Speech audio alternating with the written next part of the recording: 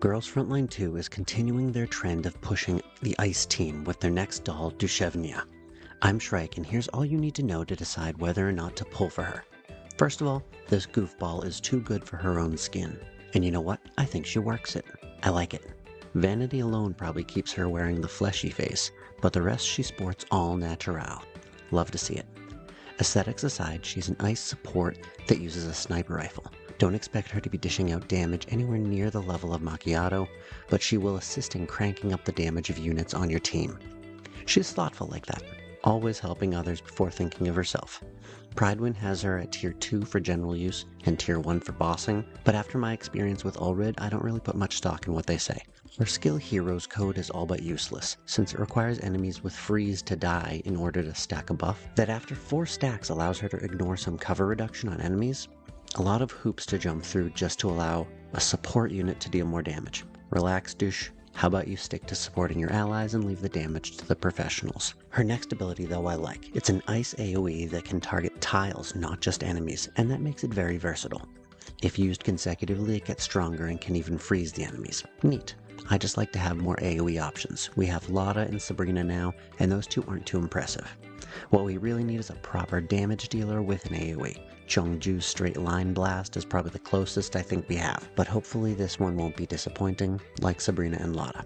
I was actually going to make a DPS Sabrina video, since I've gotten so many dupes from her from summoning and through the shop, but even with all the dupes, the damage of her AoEs are pretty terrible. Hopes are higher for Dushevnaya though. Then we have her ultimate, a 7-tile burst buff that gives your allies the ability to freeze an enemy before their attack, and it puts Dush into an action support stance as well as recovering some Confectance Index. Very useful.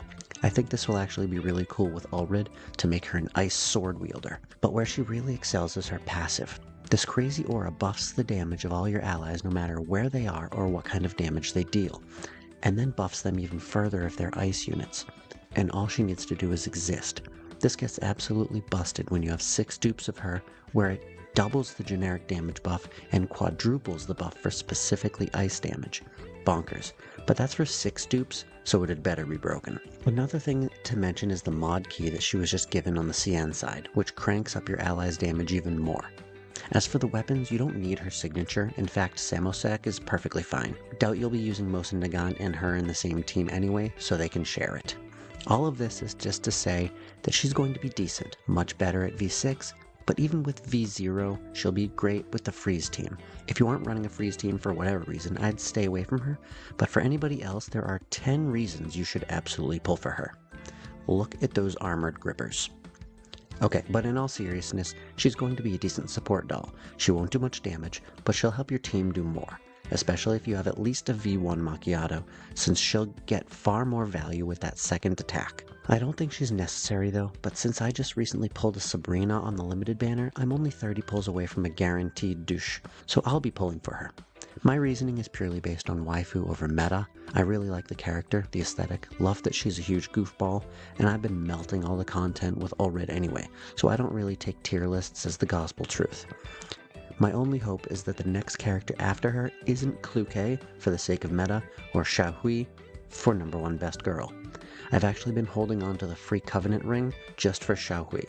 I'm a simple man. You give a girl dyed hair, and you have my attention, and possibly my money.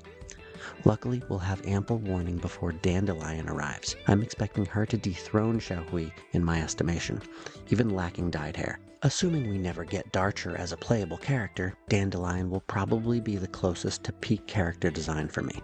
But I digress. Douche. Neat ice support, not necessary, better with Macchiato, get her if you like. If you're on the fence, wait till the next character is announced and then make your decision. I know it's exciting to roll on a new banner, but nothing's stopping you from just grabbing a copy on the last day if you don't like whoever the next person is. But I'm gonna fly. Remember to subscribe if you aren't. See you in the next one. Bye.